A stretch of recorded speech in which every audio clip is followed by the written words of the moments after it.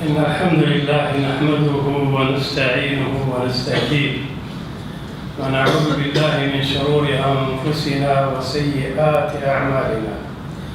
من يهده الله فهو المهتدي ومن يضلل فلن تجد له وليا مرشدا.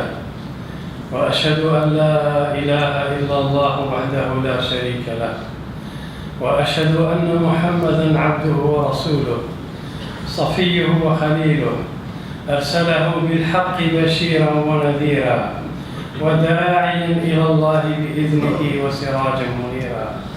أما بعد، فإن خير الحديث كتاب الله، وخير الهدي هدي محمد رسول الله صلى الله عليه وآله وسلم، وشر الأمور محدثاتها، وكل محدثة بدعة، وكل بدعة ضلالة، وكل ضلالة في النار. My dear brothers and sisters, Allah subhanahu wa ta'ala says in His book, يا أيها الذين آمنوا اتقوا الله حق تقاته ولا تموتن إلا وأنتم مسلمون.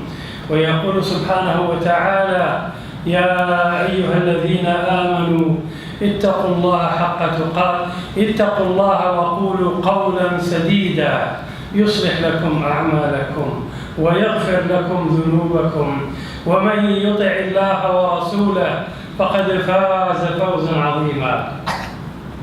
My dear brothers and sisters, I was inspired by the occasion of Isra and Mi'raj, but I'm not planning to talk about the detail of that event, but I am going to point out to the events that preceded it, to the events that our Prophet Muhammad went through till it led to the treatment, to the special treatment and honor that Allah granted our Prophet Muhammad sallallahu alayhi wa sallam. It is agreed among the scholars that the Isra and Mi'raj happened in the year known to be Aam al-Huzn, the year of sadness, year of sorrow for the Prophet Muhammad sallallahu alayhi wa sallam. In the same year he lost his dear wife, his companion, his support, the one who was on his side in every circumstance and in every condition. She was always there by him, giving him the support, and she meant a lot to him sallallahu alayhi wa sallam. Like every one of us, your other half is very important to you, and no family is complete without either of the parents. And to Muhammad sallallahu alayhi wa sallam, Khadija was very important. Then it was his uncle also, Abu Talib, who Allah subhanahu wa ta'ala through him, he gave the support and protection to the Prophet Muhammad sallallahu alayhi wa sallam. When Quraysh turned against him, when all his people turned against him, he found the protection and security granted to him by his uncle because of his status among Bani Quraysh. He's from the elders of Quraysh. And he gave him that protection for some time. Now both of them have died. So Rasulullah sallallahu alaihi wasallam, like every one of us he did not give up. So he sought to go to outside Mecca and do da'wah. And what came to his mind was Ta'if, where the tribe of Bani Thaqif lived. And he went there in the hope that hopefully he'll find some people who will believe in him. If his people in Quraysh have disbelieved in him, have rejected him, he was hoping that maybe the people of Thaqif in Ta'if would believe in him. He took his Zayd ibn Haritha, the boy whom he raised from childhood, he took him to be his assistant. Zayd ibn Haritha was on his side in every move that he did in Ta'if. And the treatment that he received was not good at all. Contrary to what he was hoping, they rejected him as well. Not only that, contrary to the Arabs' traditions who are normally known as to be hospitable and generous, but to them Muhammad sallallahu alaihi wasallam is of a different kind.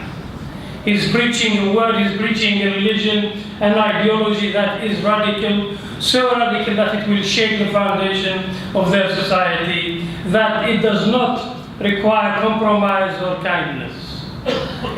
And so they really treated him in the harshest manner possible. And they sent their children, they gave them stones, and they threw stones at him. Sallallahu alayhi wasallam went out of Taif, bleeding, disappointed, frustrated, so down that how could such people turn down somebody who cares for them, who brought them the message of truth? My dear brothers and sisters, it's a situation that you do not wish to be in that situation. It is very, very difficult. And if it wasn't for the strength that Allah gave to His Messenger sallallahu alaihi wasallam, he would have probably given up on his message. But he didn't sallallahu alaihi wasallam. And then, my brothers, as he went out of the door, out of the walls, just outside Taif, he leaned on a wall that was part of a garden, part of a bustan, and he rested for a while. And that belonged to one of the major people of Quraysh, Utbah and Shayba. And so they saw what happened to him. For some moment they felt, maybe let's solicitude him, give him something just to make it easy for him. So they sent one of their servants or one of their slaves to give him grapes. Taif is a very rich land. It's full of hadaya and basateen, fruit trees and all sorts. Still today it is one of the best outings. If you want to go out of Mecca, you go to Taif. So sallallahu alayhi wasallam sat, and then before he ate he said Bismillah. And the boy is observing, this young man is observing. Rasulullah sallallahu alayhi wasallam did not waste the time, and he asked this man, whose name was Addas, he said, what is your name and where do you come from? He said, I come from Nainawa. And he said, oh, Nainawa, the place where Prophet Yunus ibn Mutta was sent. He said, do you know about Yunus? He said, of course I know about Yunus. I am a prophet, he was a prophet, and I am a prophet. This young man was astonished. He was Christian. And he started kissing Prophet Muhammad ﷺ from his hands, from his head, and he said, I believe in you. And he was the first person to believe in Taif. So after all, that journey did not come empty-handed, and he never gave up to the last moment doing da'wah. That is a lesson for us, my dear brothers, that we always should look for the opportunity to da'wah, be true to yourself, be true to your values, and always find the opportunity. Maybe through you, some kind words from you will open the heart of somebody. And sallallahu alayhi wa sallam then continued his journey. When he was about 35 kilometers outside Taif, he raised his head in the sky and he saw a cloud, through which Jibreel spoke to him and said to him, Allah has sent you the angel of mountains. Allah has heard you, had seen what people of Taif have done to you, and He sent you the angel of the mountains. So the angel of mountain addressed Prophet Muhammad ﷺ and said to him, I have been greetings, and then he said to him, I have been sent by Allah to give you a choice. If you wish, I could bring these two mountains on top of people of Taif, and no one of them will ever see life again. Sallallahu alayhi wa sallam, who was sent rahmatan lil alameen, he said no. I pray to Allah subhanahu wa ta'ala that maybe some of their offsprings become a believer and a muwahhid. And that's exactly what happens later. Many people from Thaqif became Muslims. Then he went out and he prayed and made a dua. Then Muhammad sallallahu alayhi wa sallam used this dua, which I really is the subject of my khutbah today. I won't be long, inshallah.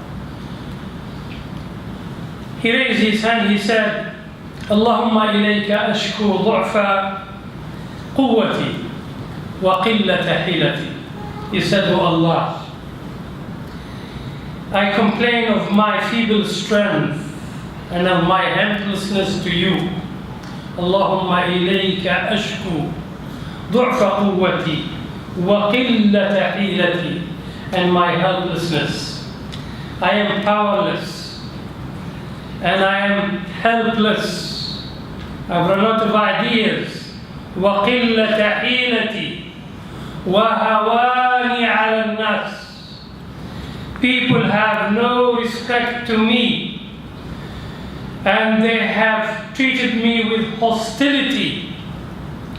Ya Arham al-Rahimin, O the most merciful, Anta Rabbi, Anta Rabbul Mustad'afin, you are the Lord of the weakness, and you are my Lord. Wa Anta Rabbi, ila man takiluni, to whom would you turn me to?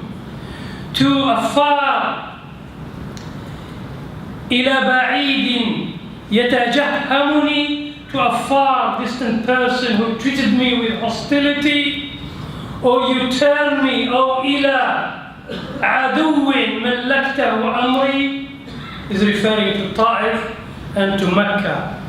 Now, or do you want me to return to Mecca, where my enemies, they have the upper hand? Mallaktahu amri. Illam yakum bika ghadabun. If all that happened to me, it is not a sign of anger from you towards me, then I don't care. Allah. He said, Oh Allah, if all that happened to me, it is not a sign that you are angry with me, then I do not care. فَلَا أُبَالِي إِن لَمْ يَكُنْ بِكَ غَضَبٌ عَلَيَّ فَلَا أُبَالِي وَلَكِنْ عَافِيَتَكَ هِيَ أَوْسَعُ لِي, but your kindness is big enough for me. أَعُوذُ بِنُورِ وَجْهِكَ, I seek refuge in the light of your face, to whom the whole world has enlightened. الَّذِي أَشْرَقَتْ لَهُ الظُّلُمَاتِ, where darkness has disappeared because of your light, O Allah, and because of the light of your face. وَصَلُحَ عَلَيْهِ أَمْرُ الدُّنْيَا وَالْآخِرَةِ, this dunya and al-akhirah is there standing because of you, my Lord. وَصَلُحَ عَلَيْهِ أَمْرُ الدُّنْيَا وَالْآخِرَةِ, he's seeking refuge in the light of Allah that removed darkness, that made the world and al-akhirah stand. He seeks refuge from Allah that he would be angry with him. من أن تنزل علي أن تنزل بي غضبك أو يحل علي سخطك, or you will be upset with me. I seek refuge in you, not to be angry with me, not to be upset with me. لك العتبى حتى ترضى, all the praise is to you, Allah, until you are pleased. ولا حول ولا قوة إلا بالله, and there is no might, no strength, nothing possible except with the will and the power of Allah subhanahu wa ta'ala. It's a beautiful dua, and I think it can apply to our situation today. We return and we complain to Allah subhanahu wa ta'ala from the feebleness, from the weakness of the Ummah today, of the helplessness that some of our brothers and sisters in some parts of the world are going through. Some Muslims, followers of Muhammad sallallahu alayhi wa sallam, are venturing the oceans and the seas crossing to different parts of the world, seeking refuge, looking for somebody to accept them. You look in the Far East, you hear of the Muslims, the Rohingya Muslims who are living in the oceans, maltreated, not well received, left and right. Anyone who wants to pick, he can pick on Muslims today. And Muslims in the Middle East, people of Syria, are seeking refuge in Europe, taking the boats and ships going to Europe. Palestinians running away. What kind of situation? Just like Muhammad sallallahu alayhi wa sallam, he went out of Mecca looking for somebody to accept him, and he is rejected. And I really find this dua is a dua that we should make today, and we ask Allah subhanahu wa ta'ala to help our brothers and sisters wherever they may be. And if it is not anger from Allah, believe me, my dear brothers, we will endure and we will overcome, inshallah. And the help of Allah will come in time. And all the oppressing powers and all the oppressing forces, they will disappear bi-idhnillah. Just like Muhammad sallallahu alayhi wa sallam returned to Mecca victorious one day. Then, my dear brothers, Zayd ibn Haritha looked to Muhammad sallallahu alayhi wa sallam and said to him, Ya Rasulullah, are you going to Mecca? After this, and then you're going to Mecca again? Zayd feeling sorry for Rasulullah sallallahu alayhi wa sallam. Not that he has a better idea, but he is feeling sorry for Rasulullah sallallahu alayhi wa sallam. This is what you got in time. And you have left Mecca looking for somewhere, and now you have to go back to Mecca. Listen to what he said to him. Ya Zayd, Inna Allah ja'ilun lima tara farajan wa makhraja. Ya Zayd, Allah will bring light. Allah will make it easy. Allah will find me a way to all that you see. Allah will make makhraj and faraj to our situation. وَإِنَّ اللَّهَ نَاصِرٌ دِينًا. And Allah will make His religion prevail. Allah will help His deen. وَإِنَّ اللَّهَ نَاصِرٌ دِينًا وَمُظْهِرٌ نَبِيًّا. Allah will give victory to this religion, and His Prophet will be dominant, will be victorious bi-idhnillah. At this weakest moment, he never lost hope. He never lost hope that Allah subhanahu wa ta'ala will give him victory and will help his ummah. So exactly the same thing I will tell myself and tell my brothers and sisters. Don't ever despair. Don't ever think that there will be no light at the end of the tunnel. Don't ever think there will be no better tomorrow. There will be a better tomorrow, bi-idhnillah. And there will be light at the end of the tunnel, and Allah will make His religion prevail again. It is He who had sent His messenger with the religion of truth. هو الذي أرسل رسوله بالهدى, with the guidance, ودين الحق, and religion of truth, so that He will make it ليظهره على الدين كله, so that He will make it prevail over all other religions by His will سبحانه وتعالى. أقول قولي هذا وأستغفركم وأتوب إليه. الحمد لله رب العالمين، أحمده حمد الشاكرين، وأصلي وأسلم على نبيه الأمين المبعوث رحمة للعالمين. Very little point about the event of Isra al-Mi'raj. After returning to Mecca, and after all the treatment he received in Taif, it was almost a situation that looked so bleak, so low. The morale of Rasulullah sallallahu alaihi wasallam is so low at that moment that Allah subhanahu wa ta'ala chose to give him a special treatment that was not granted to any prophet before him. he was taken at night from Mecca to Jerusalem. And this event is recorded in Surah Al-Isra. Bismillah ar-Rahman ar-Rahim. Subhanalladhi asra bi'abdihi laylan min al-masjid al-haram ila al-masjid al-aqsa alladhi barakna hawlah linuriyahu min ayatina innahu huwa as-sami'u al-basir. My dear brothers and sisters, Allah took His servant Muhammad sallallahu alayhi wa sallam, that weak human being who has been let down by people. He took him on a journey that is unique. He was taken to Jerusalem, to Al-Masjid Al-Aqsa. At that time it wasn't a mosque. It has never been a mosque for Muslims before that. But it was a place of worship. Allah subhanahu wa ta'ala, as if telling the Muslims that one day that place will be a mosque for Muslims forever, bi-idhnillahi ta'ala. Despite of it being it today under occupation and Muslims do not have the upper hand, but that it will come inshallah.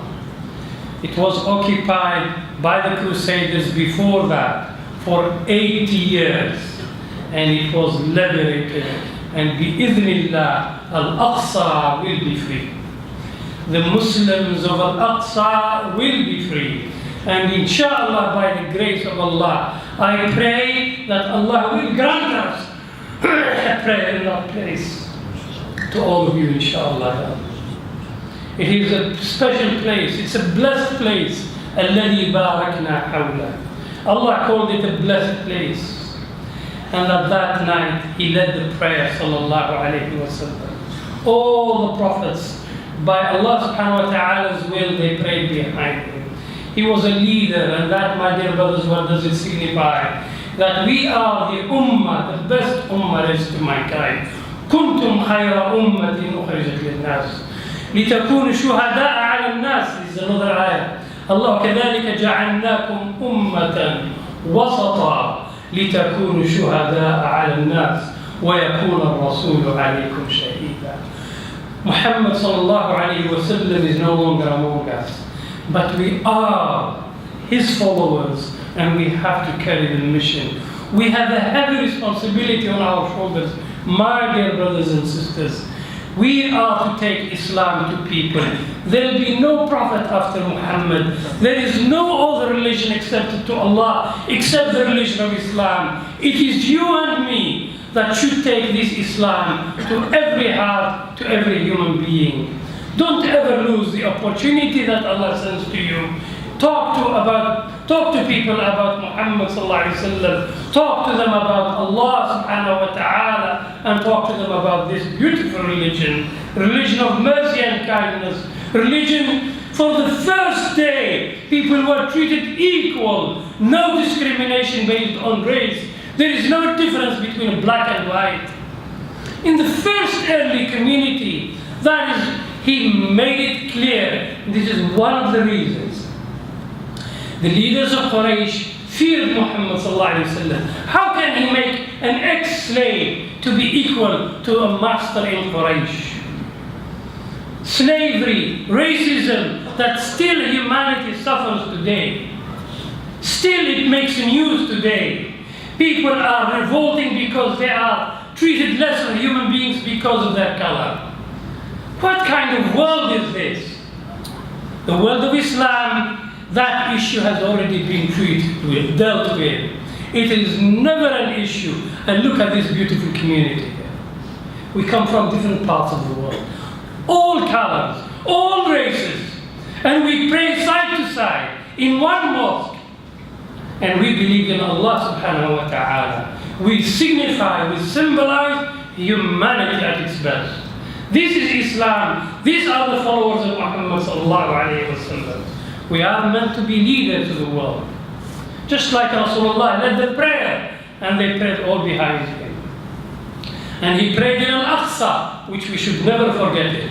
We should always strive for it to be free. Sallallahu alayhi wa sallam.